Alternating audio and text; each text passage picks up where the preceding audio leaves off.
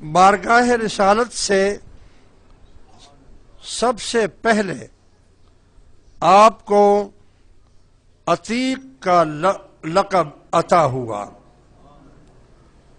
مسجد نبوی کے لیے قطع اراضی خرید کر آپ نے وقف کی، یعنی اس وقت جو مسجد نبوی کا پرانی مسجد نبوی کا جو حصہ ہے، یہ یوں سمجھو کہ یہ ابو بکر صدیق نے وقف کی ہے، آپ نے خریدا ہے اور اس مسجد کو دی ہے، اور صدقہ جاریہ بتاؤ قیامت تک کتنا ہو جائے گا۔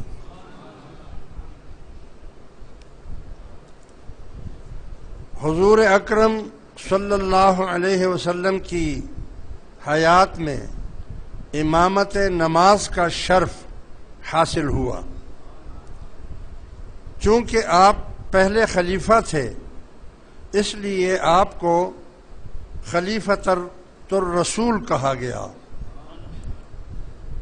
خلافت ملتے وقت آپ کے والدین بقید حیات تھے۔ آپ کو یہ شرف حاصل ہے کہ آپ خود، آپ کے والدین، آپ کے بیٹے اور آپ کے پوتے سب صحابہ کرام کی جماعت میں شامل ہیں۔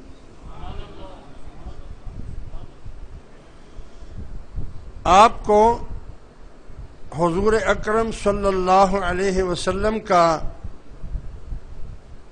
خسر ہونے کا اعزاز حاصل ہوا، یعنی مائی عائشہ صدیقہ رضی اللہ تعالی عنہا ابو بکر صدیق کی بیٹی ہیں۔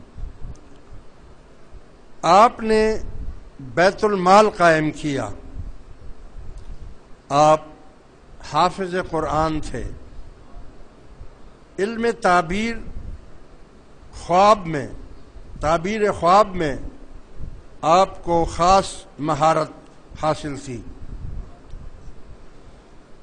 حضرت بلال رضی اللہ تعالیٰ عنہ سمیت بہت سے صحابہ کو آپ نے ان کے آقاؤں سے خرید کر آزاد کیا۔ امام حسن کو دیکھتے تو تعظیماً کھڑے ہو جاتے۔ حضور پر اپنی جان اور مال قربان کرنے کے لیے ہر وقت تیار رہتے تھے۔ اپنی جان جوکھوں میں ڈالنا گوارا کر لیتے، لیکن یہ برداشت نہ کر سکتے تھے کہ حضور اکرم صلی اللہ علیہ وسلم پر کوئی آنچ آئے۔ پروانے کو چراغ تو بلبل کو پھول، بس صدیق کے لیے ہے خدا کا رسول بس۔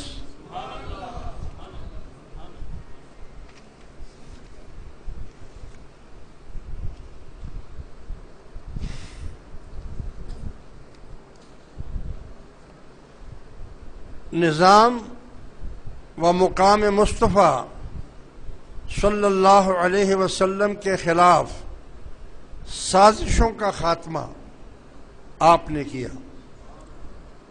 سیدنا صدیق اکبر رضی اللہ تعالی عنہ کے شب و روز ایک عاشق صادق کے شب و روز تھے۔ آپ نے حضور اکرم صلی اللہ علیہ وسلم سے والہانہ عشق و محبت کا جو مظاہرہ کیا، اس کو دیکھنے کے لیے آج تک چشم فلک بیتاب ہے۔ جب حضور اکرم صلی اللہ علیہ وسلم کے وصال کے بعد آپ نے خلافت کا بار سنبھالا تو نظام مصطفیٰ و مقام مصطفیٰ کے خلاف طرح طرح کی سازشیں کی گئیں، لیکن آپ نے عشق رسول صلی اللہ علیہ وسلم کے جذبے سے سرشار ہو کر ان سازشوں کا خاتمہ کر دیا۔ جب منکرین ختم نبوت نے مقام مصطفیٰ پر حملہ کیا اور جھوٹی نبوت کا اعلان کیا تو آپ نے تمام مصلحتوں کو بالائے طاق رکھتے ہوئے ان کی سرکوبی کی اور جھوٹے مدعیان نبوت پر نبوت اور ان کے پیروکاروں کے خلاف جہاد کیا۔ معلوم ہوا کہ حضور اکرم صلی اللہ علیہ وسلم کا سچا عاشق وہ ہے جو عقیدہ ختم نبوت کے خلاف کسی بات کو برداشت نہ کر سکے۔ جب لوگوں نے اسلام سے منحرف ہونا شروع کیا تو آپ نے ان کے خلاف بھی جہاد کا اعلان کیا، حتیٰ کہ مرتدین تائب ہو گئے اور اپنے ارادے بد سے باز آ گئے۔ جب منکرین زکوٰۃ نے اسلام کے معاشی نظام کو معطل کرنے کے لیے زکوٰۃ دینے سے انکار کر دیا تو آپ نے ان کے خلاف بھی جہاد کیا۔ معلوم ہوا کہ اگر کوئی شخص زکوٰۃ پر مبنی معاشی نظام کے بجائے کوئی اور معاشی نظام نافذ کرنا چاہے، مثلا آج کے دور میں سرمایہ دارانہ نظام اور سوشلزم، تو غلامان مصطفیٰ کو ان کے خلاف جہاد کرنا چاہیے۔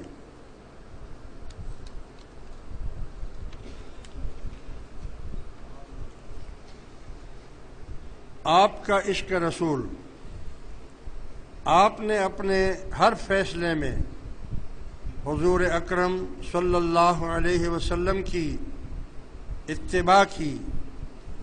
حضرت اسامہ رضی اللہ تعالی عنہ کے لشکر کو روکنے کے بارے میں سارے مشورے آپ نے صرف اس لیے قبول نہ کیے کہ اس لشکر کی روانگی کے احکامات حضور اکرم صلی اللہ علیہ وسلم نے وصال فرمانے سے پہلے جاری کر دیے تھے۔ اس موقع پر صدیق اکبر رضی اللہ تعالی عنہ نے کس قدر ایمان افروز جملہ کہا کہ چاہے درندے میرا جسم پھاڑ ڈالیں اور پرندے میرے جسم کی بوٹی بوٹی نوچ ڈالیں، مگر جو حکم حضور اکرم صلی اللہ علیہ وسلم نے جاری فرما چکے ہیں میں اسے واپس نہیں لے سکتا۔ آج جو ارباب اقتدار مسلمان کہلانے کے باوجود شراب، ریس، فحاشی، جوئے اور دیگر برائیوں کی سرپرستی کر رہے ہیں، وہ صدیق اکبر رضی اللہ تعالیٰ عنہ کے طرز عمل سے عبرت حاصل کر سکتے ہیں۔ بیت المال، سیدنا صدیق اکبر رضی اللہ تعالی عنہ نے وصال سے قبل حکم فرمایا کہ اب تک بیت المال سے مجھے جتنا وظیفہ ملا ہے وہ میری زمین کا ٹکڑا فروخت کر کے بیت المال کو واپس کر دیا جائے۔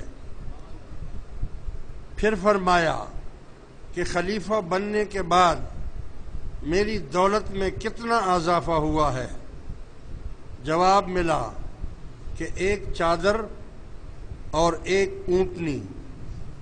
آپ نے ہدایت جاری کی کہ یہ دونوں چیزیں نامزد خلیفہ کو دے دی جائیں۔